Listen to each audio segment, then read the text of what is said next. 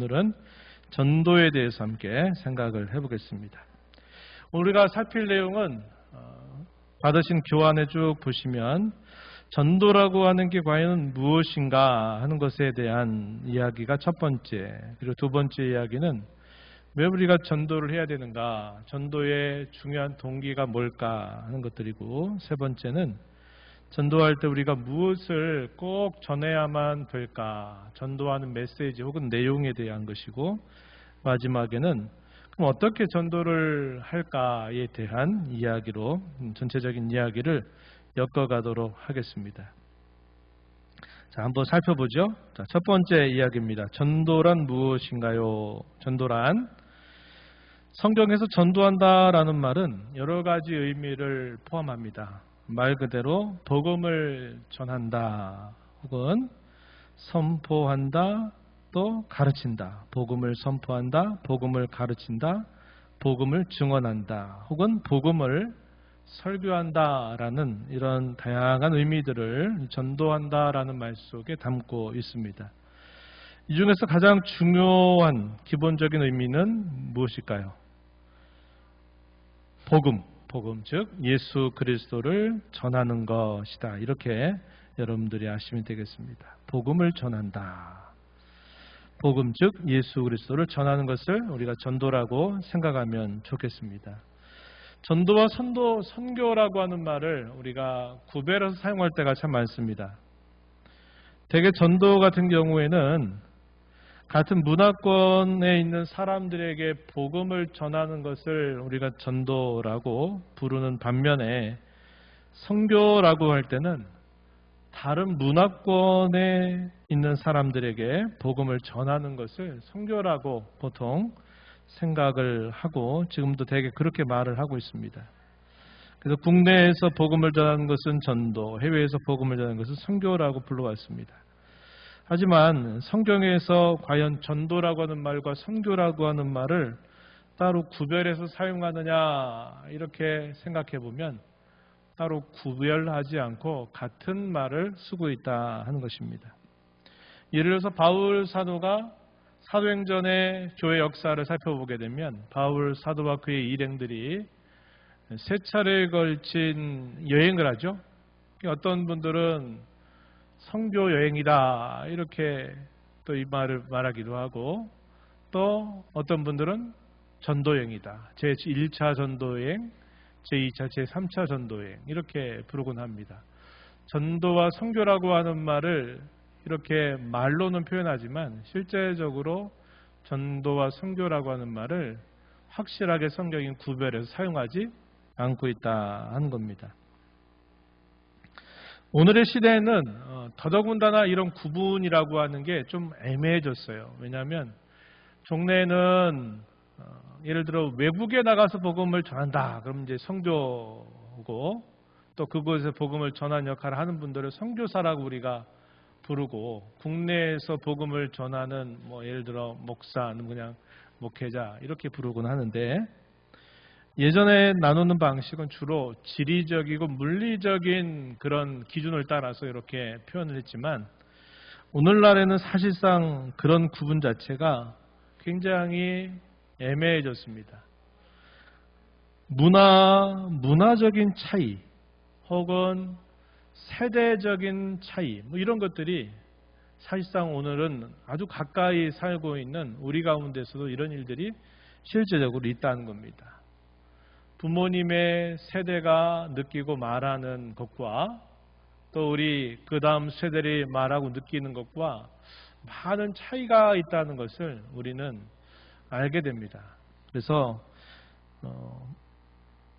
초창기에 복음을 전했던 그 시대에 바울 사도가 땅끝까지 이르러서 복음을 전한다라고 하는 그 말이 당시에는 지리적인 구분들을 중심으로 얘기를 했다 하더라도, 오늘날 과연 땅끝이 어디냐 했을 때는 사실 쉽게 말하면 아직도 복음 안에 들어오지 않은 사람들이 다 이 땅끝에 있다 하는 겁니다. 우리 가족 가운데서 아직 믿지 않는 우리 형제나 자매 혹은 부모, 우리의 자녀, 손들도 역시 우리가 봤을 때는 땅끝입니다. 그들도 전도의 대상들이 되어야 하는 그런 때다, 이 말이죠. 그래서 하도 같이 거주하고 같이 살고 있으면서도 사실상 서로 언어가 소통되지 않는 그런 오늘날의 이런 기현상들을 보게 되면 전도와 선교라고 하는 구분 자체가 크게 의미가 없는 그런 때가 되었다 하는 겁니다. 우리가 통상적으로 그렇게 표현하는 것은 부정할 필요는 없지만, 그러나 전도가 뭐고 선교가 뭐냐 하는 것들에 대해서 우리가 말로 분명하게 구별해내는 것은 힘들어졌다는 겁니다. 큰 의미가 없다 하는 것 우리가 좀 정리하면 좋겠어요. 자, 세 번째는 전도라고 할 때 이 전도는 중요한 겁니다. 하나님이 부르시고 구원하시는 방법이다 하는 겁니다. 유일한 방법이라고 말할 때는 약간의 예외가 있긴 하지만, 그러나 통상적으로 그리고 대부분의 모든 사람들을 하나님이 구원회로 부르는 방법은 이 전도를 통해서 부르신다 하는 것은 우리가 꼭 기억해야 되는 내용입니다. 전도는 하나님이 자기 백성을 부르시고 구원하시는 수단입니다. 삶의 현장에서 어떤 방식으로 부름을 받든지 결국은 복음 전도를 통하게 되어 있다는 겁니다. 예를 들어서 이거죠. 지나가는 사람에게 우리 교회당에 오늘 함께 예배해요. 교회당에 오세요. 이렇게 우리가 되게 권할 때가 많아요. 그러면 그분들이 그 말을 듣고 교회당으로 찾아옵니다. 교회당에 그럼 찾아오면 그들이 구원 받는 겁니까? 그건 아직 아니에요. 그죠? 교회당에 와라. 예배 시간이 언제다. 우리 교회가 좋다. 그래서 안내를 받고 찾아와도 그들이 진정으로 구원받았다고 하는 그 확신을 갖게 될 때까지는 반드시 복음 전도를 받고 그 복음 전도를 믿어야만 된다 하는 것입니다. 그래서 대개는 친구 따라오고 사람들의 권유 따라오고 또 이웃 관계에 의해서 하도 권유하니까 한번 예배당에 나가보지 이렇게 해서 예배당을 와도 실제적으로 그들이 구원을 받게 되는 그 보편적인 방법, 거의 유일한 방법이라고 하는 것은 복음을 듣고 그 복음을 믿게 되면서 구원에 이르게 된다 하는 것입니다. 그래서 이 전도는 믿지 않는 사람을 주님께 인도하는 데 있어서 반드시 필요한 것이다 하는 것입니다.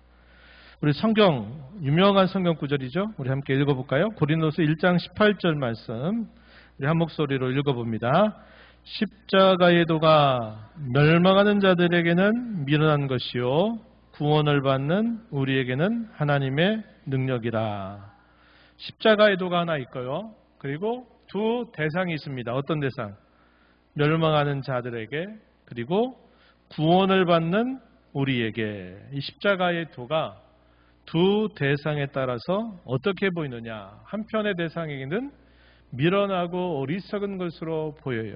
그러나 또 어떤 편으로 봤을 때는 하나님의 능력으로 그것이 나타나게 된다 하는 것입니다. 그래서 똑같은 이 십자가의 도, 예수 그리스도의 이 복음이 이렇게 갈라지는 두 대상에 따라서 전혀 그 받아들이게 되는 모습이 이렇게 다르게 나타난다 하는 것을 보여주고 있습니다.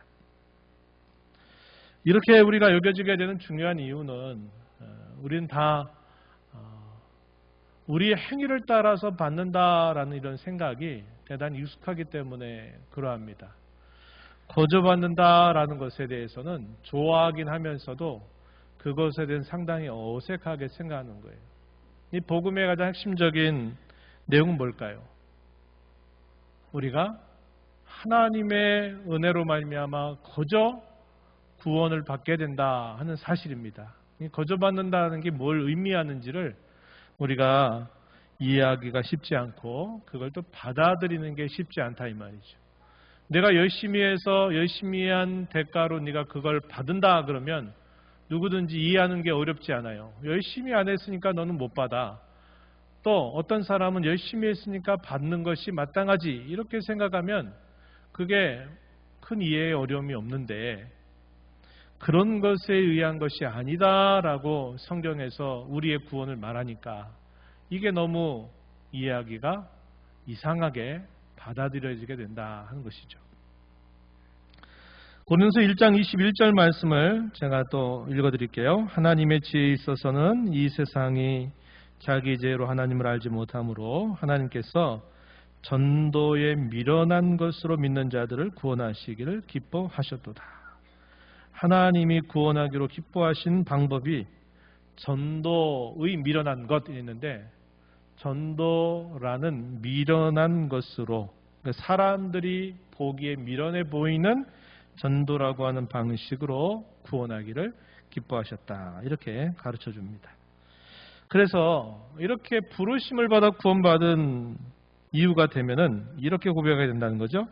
고린도서 1장 24절 말씀에 오직 부르심을 받은 자들에게는 유대인이나 헬라인이나 그리스도는 하나님의 능력이요 하나님의 지혜니라, 이렇게 받아들이게 된다, 이렇게 말하는 겁니다. 그래서 이런 성경의 가르침들은 반드시 전도라고 하는 걸 통해서 구원을 받게 된다 하는 겁니다. 그 다음 이야기, 작은 네 번째, 전도는 논쟁이나 변론, 토론이 아니라 선포라고 하는 것입니다. 선포라고 하는 게 뭘까요?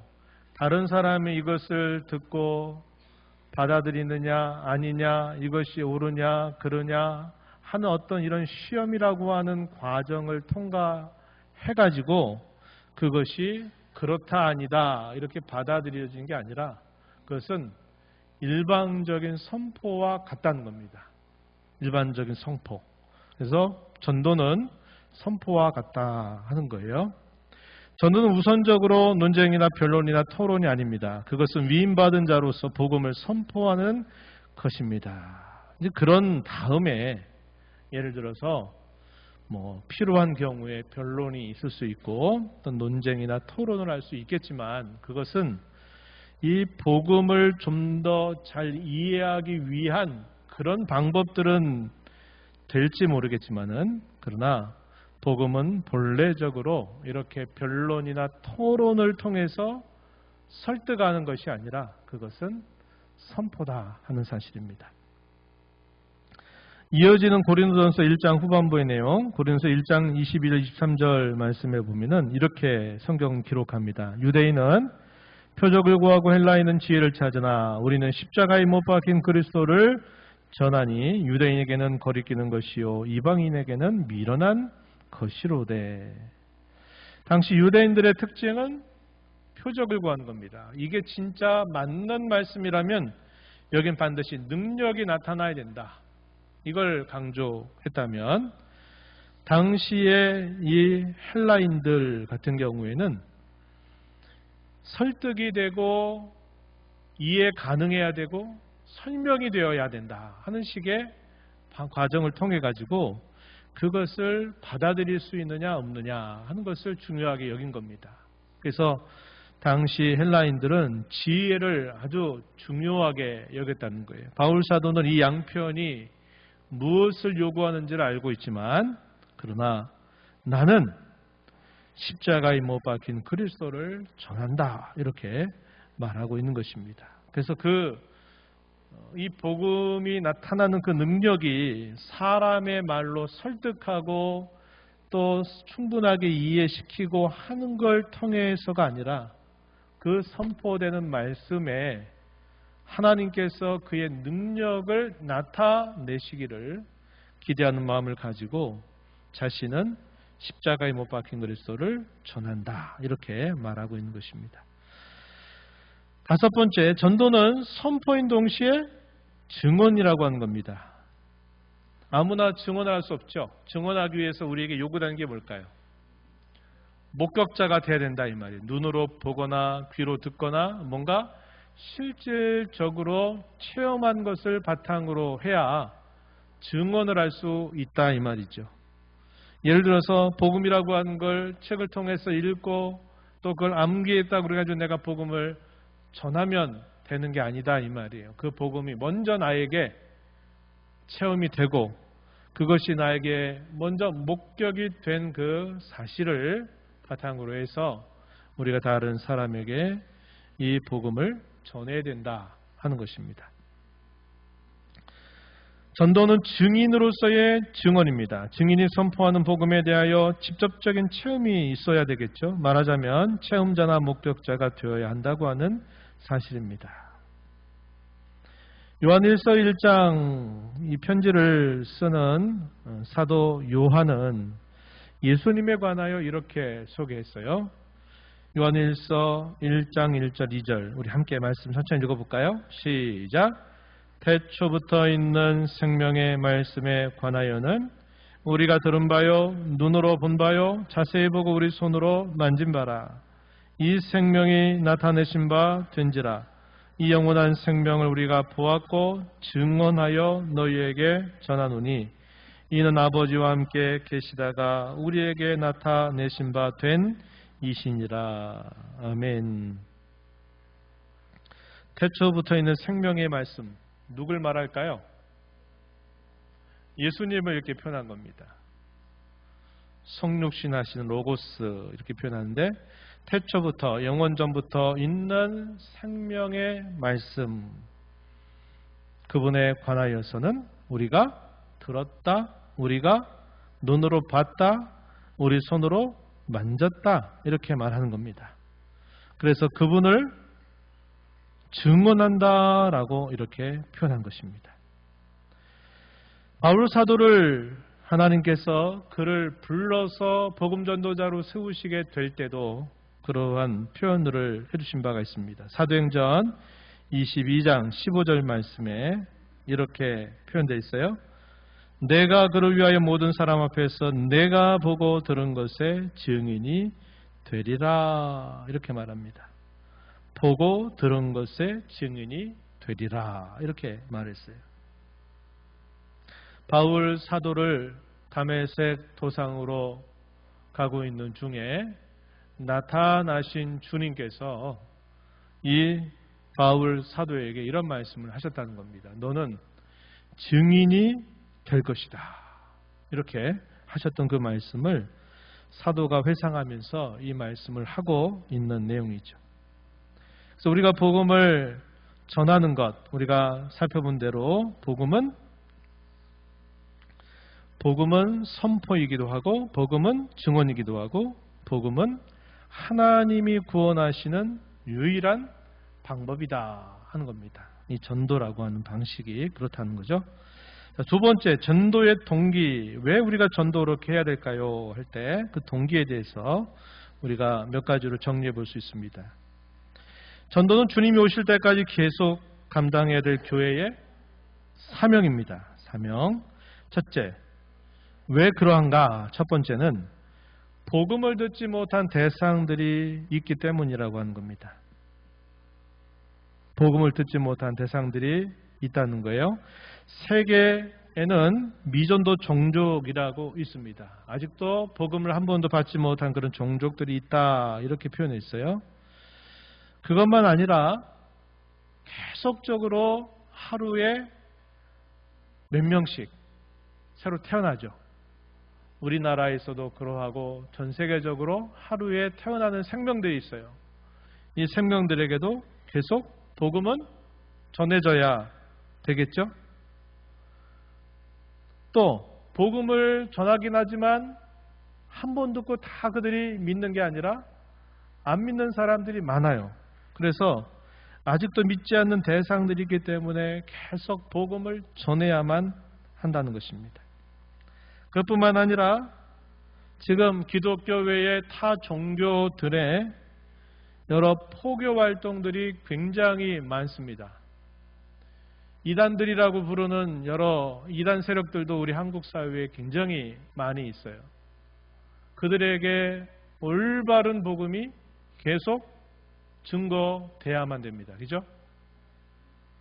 다른 복음, 변질된 복음, 잘못된 복음으로부터 그들이 벗어나서 참 복음을 듣고 참 복음을 믿고 돌아오도록 하기 위해서는 그들에게도 계속 전도가 되어야 된다는 것이고, 이단들이 많아지는 것도 역시 우리에게서 계속 전도해야 된다라는 사실에 우리에게 보여주고 있는 것입니다.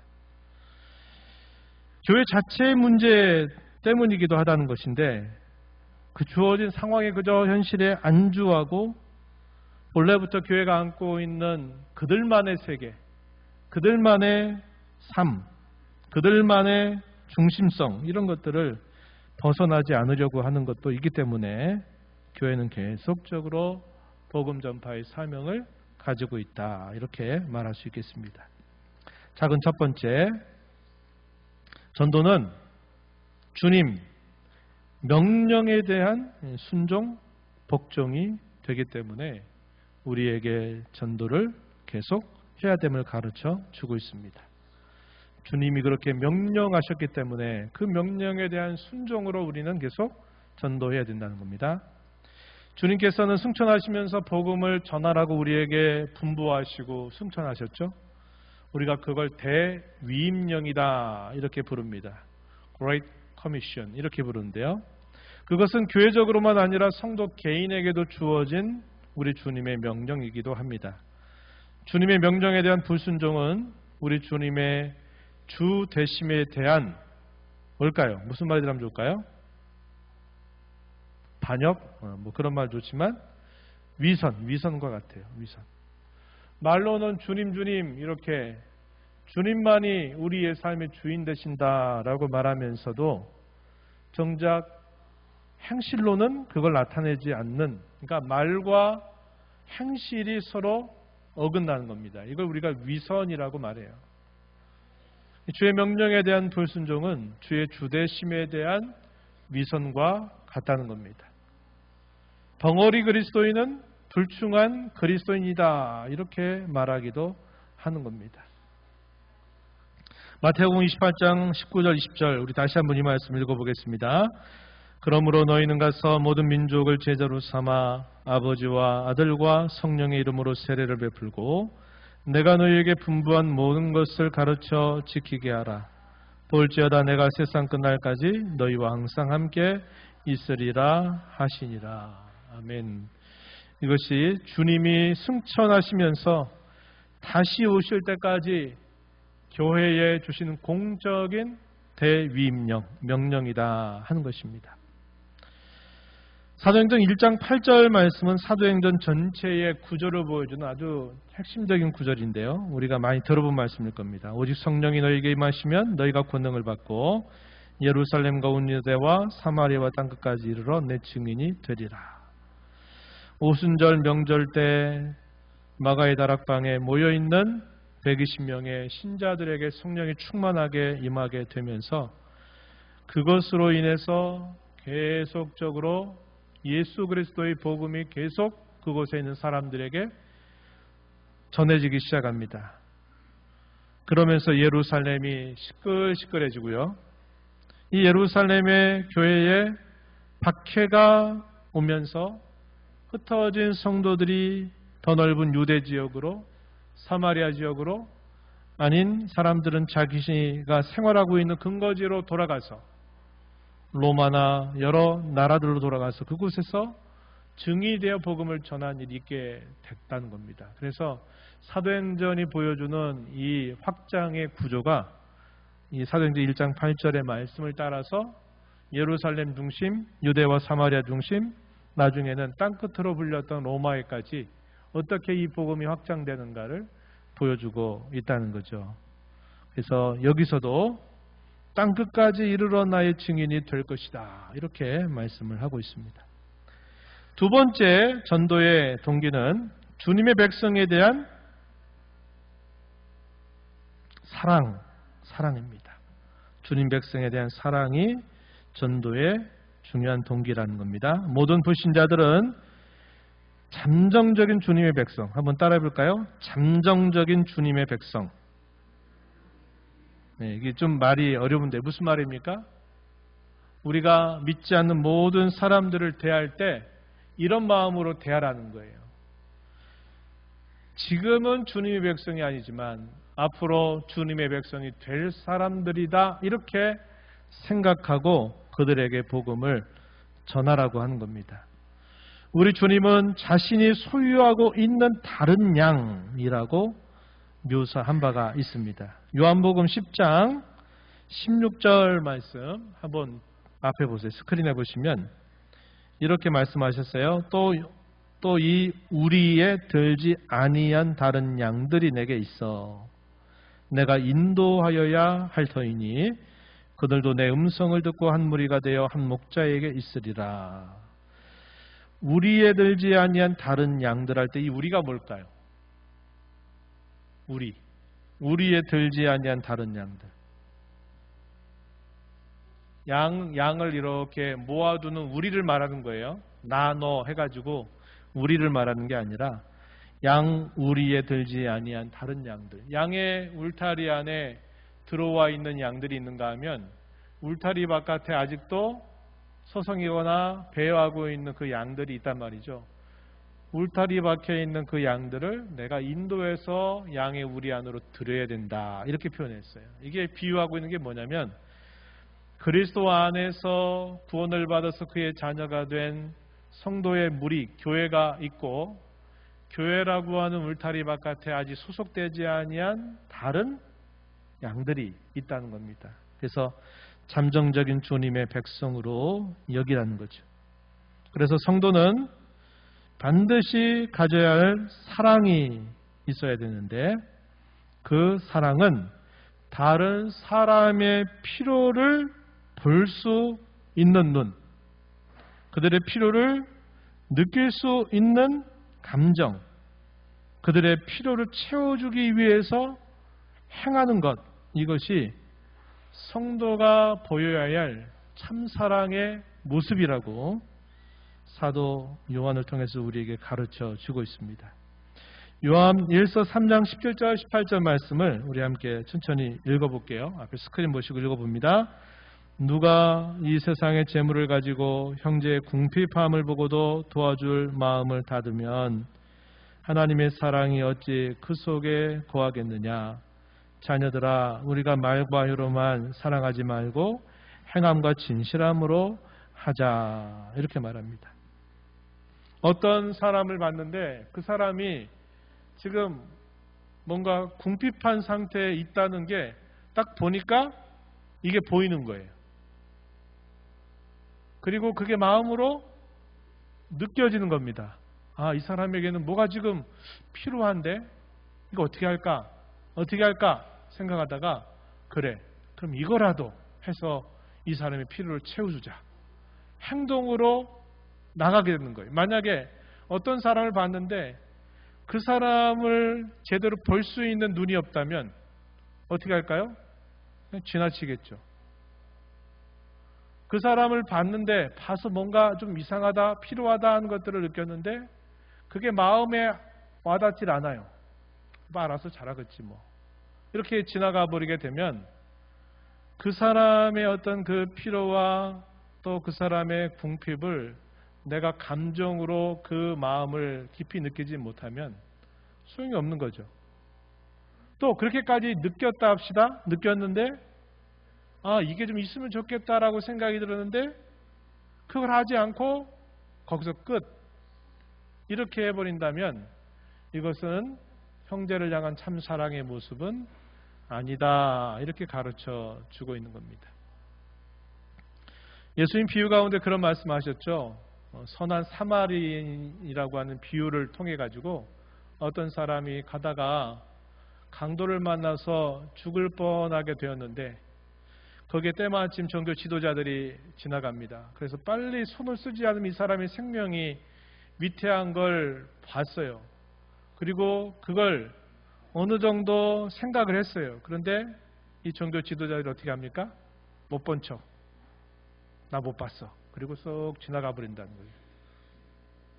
그런데 이방인의 한 사람이 때마침 지나가다가 지금 손을 쓰지 않으면 죽겠다라는 것을 보았고 감정으로 그것을 깊이 공감했어요.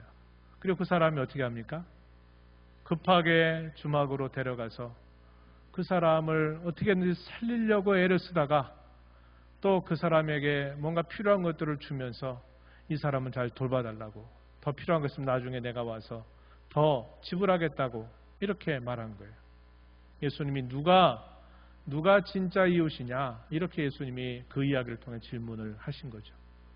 우리 주님이 우리에게 이런 말씀을 하시는 것은 단순히 물리적이고 육체적인 필요뿐만 아니라 그 사람의 영적인 상태를 우리가 눈으로 보고 공감할 수 있어야 되고, 그 공감이 그들을 향한 전도로 실제적으로 나타날 때 그것이 그를 향한 참사랑의 모습이라고 가르쳐 주고 있는 것입니다. 그래서 여러분 전도를 하시게 될 때 많이 들어본 이야기이고 또 훈련받았던 이야기가 뭡니까? 그 영혼의 상태를 볼 수 있는 눈을 달라고 기도하는 것 아닙니까? 그 사람이 잘 먹고 잘 살고 행복한 것처럼 보이고 부족함이 없고 지위도 높고 이런 것만 보이면 어떤 마음이 들까요? 그냥 부러운 마음이죠. 난 예수님 믿는데 난 왜 저렇게도 못되고 이럴까? 근데 우리에게 필요한 게 뭐냐면 그 사람의 영혼의 가치, 그 사람의 영적인 상태, 그 사람의 마음의 상태를 우리가 영적인 시각을 가지고 볼 수 있는 마음이 생길 때 그 사람을 향해서 전도할 수 있는 동기가 부여되는 것입니다. 우리가 그런 마음을 가지고 살아가는 것이 중요하다. 예수님께 말씀하신 겁니다. 세 번째는 전도는 주님의 이름을 위한 거룩한 질투. 질투는 라이벌을 용납하지 않는 모습이죠. 라이벌을 용납하지 못해요. 라이벌이 있으면 그걸 받아들이지 못해요.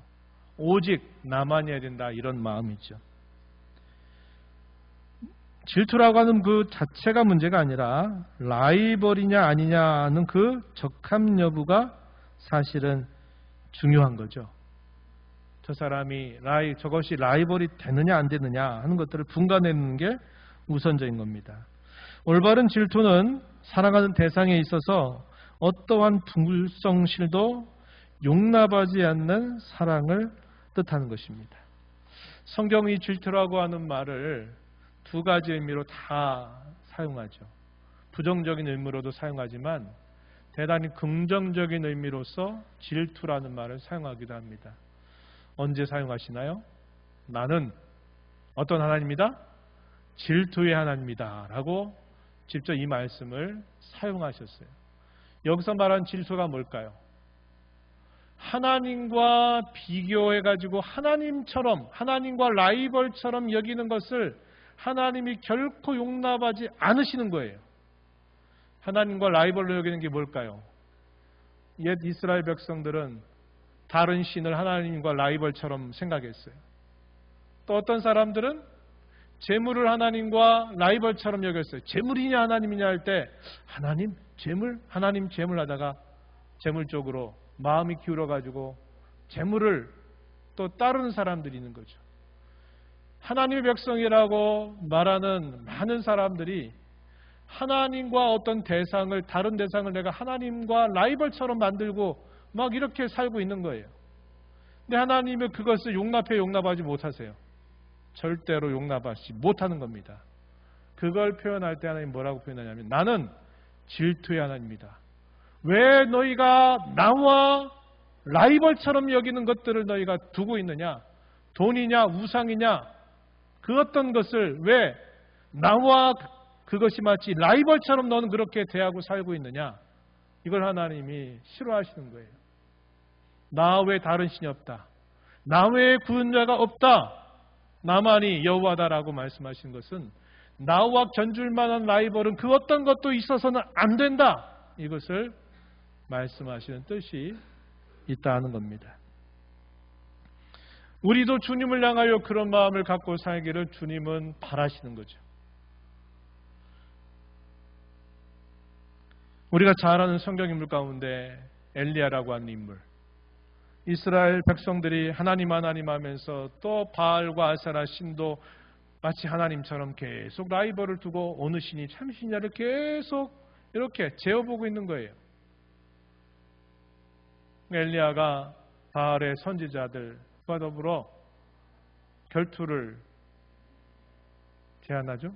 그래서 갈멜산이라고 하는 곳에 거기다가 도랑을 파가지고 거기에 물을 막 채우고 거기에다가 재물을 두고 이 재물을 불로 태우는 그분이 이 도랑에 있는 물들을 다 훑다 마치 혀로 이렇게 싹 빨아듯이 하는 그분을 우리가 참신으로 여기자.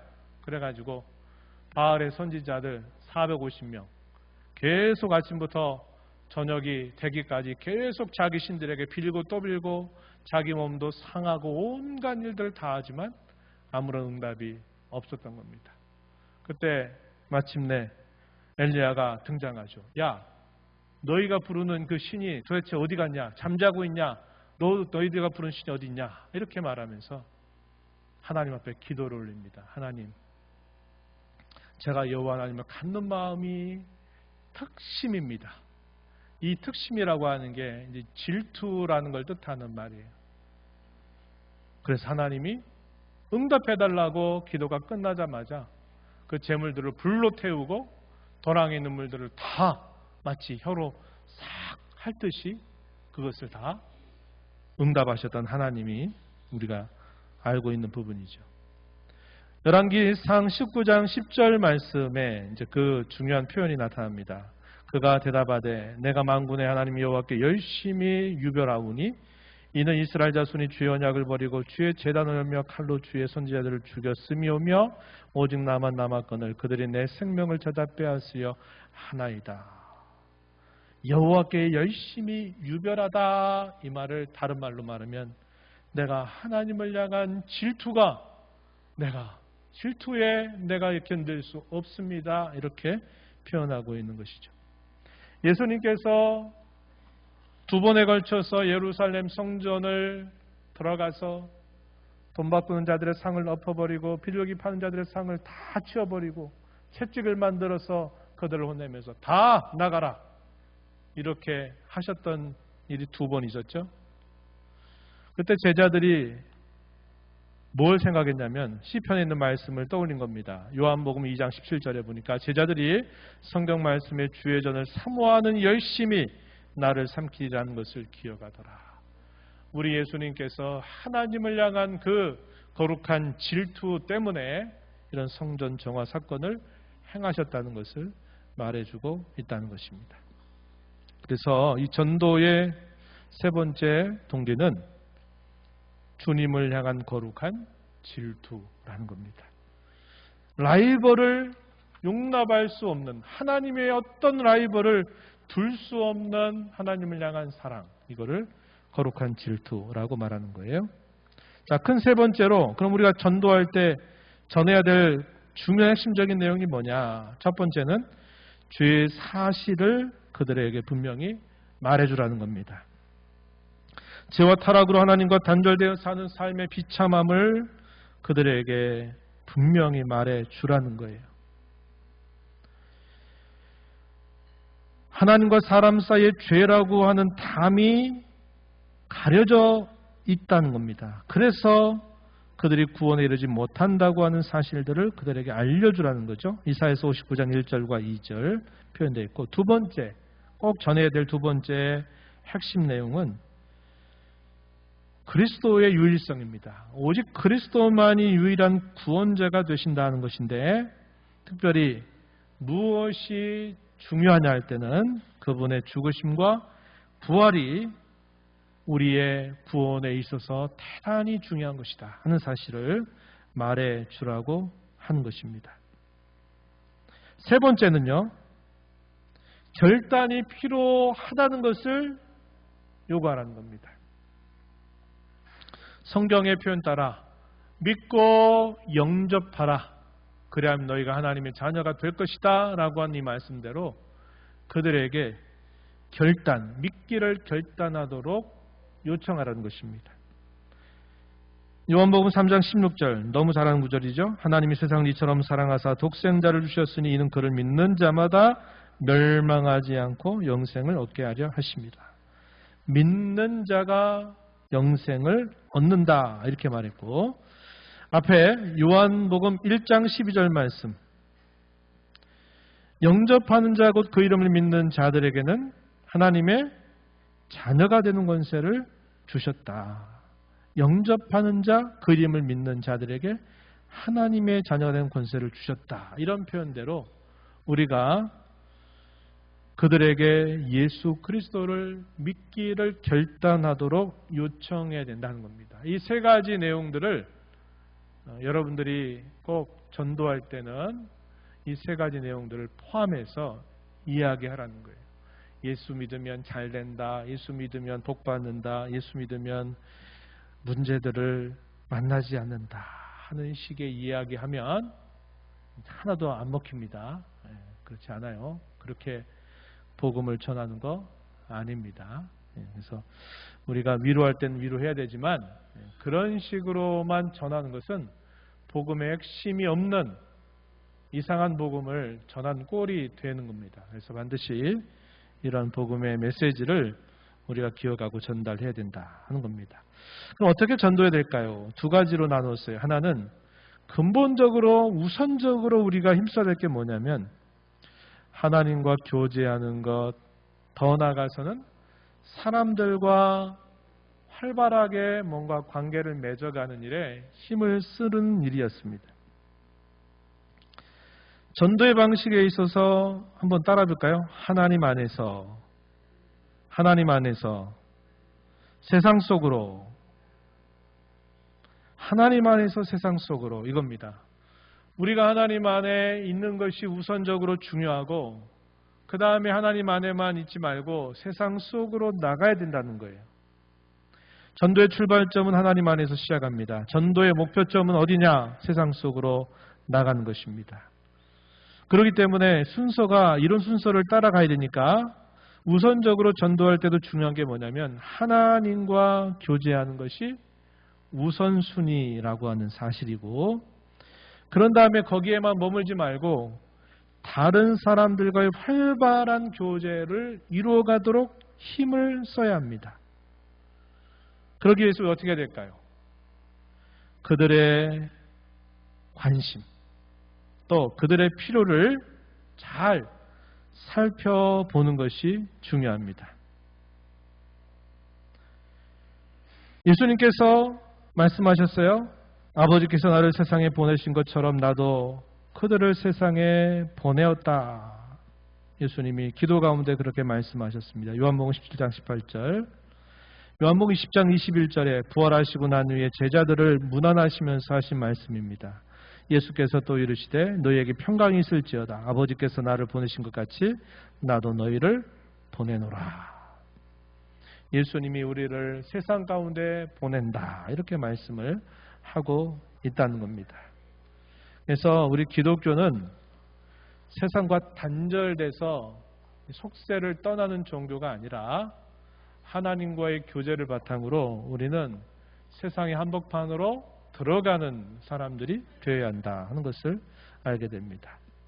그리고 이제 더 나아가서 실제적인 방법으로 우리가 생각하는 것은 전도하는 주체에 있어서는 개인이 주체가 돼서 전도하게 되기도 하고 교회가 공동체적으로 전도하는 방법이 있을 수 있겠죠.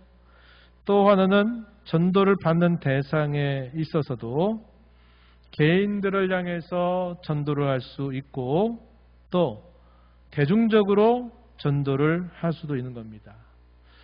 이런 경우가 있을 수 있겠죠.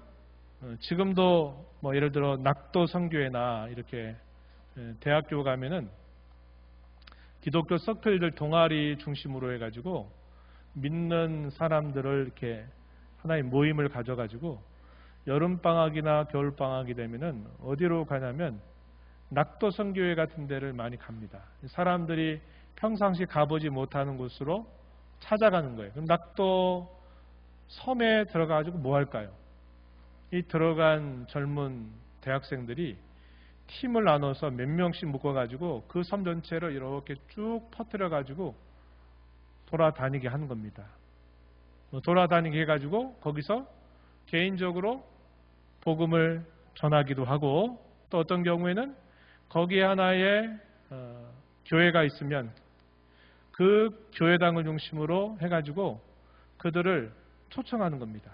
그래서 저녁 시간이나 어떤 시간을 초청해서 초청받아서 온 그 사람들에게 일대 다수로 복음을 전하게 되는 경우죠. 이런 경우를 우리가 뭐라 하면 대중전도라고 부를 수 있는 겁니다. 그래서 개인을 향해서 전도하는 개인 전도도 있을 수 있고, 이렇게 어떤 한 장소로 사람들을 초대해서 거기에서 다수를 향해서 복음을 이렇게 전하게 되는 경우들도 있다는 겁니다. 이런 경우들을 우리가 대중전도라고 말할 수 있는 거죠. 개인전도에 있어서는 관계전도가 중요해요. 아까 이야기했지만 그 사람의 필요와 관심들을 살펴보면서 지속적인 관계를 맺는 겁니다. 예를 들어 여러분 집 앞에 있는 어떤 가게의 주인, 아니면 세탁소 주인, 이렇게 늘 자주 만나는 사람들과 계속 좋은 관계를 맺었다가 어느 순간에 그들에게 예수 그리스도를 전해서 그들을 인도하려고 하는 것, 이걸 우리가 관계전도라고 합니다. 이 전도 방식이 시간이 많이 요하게 되지만 이게 실제적으로는 가장 효과적인 전도 방법에 해당이 되죠.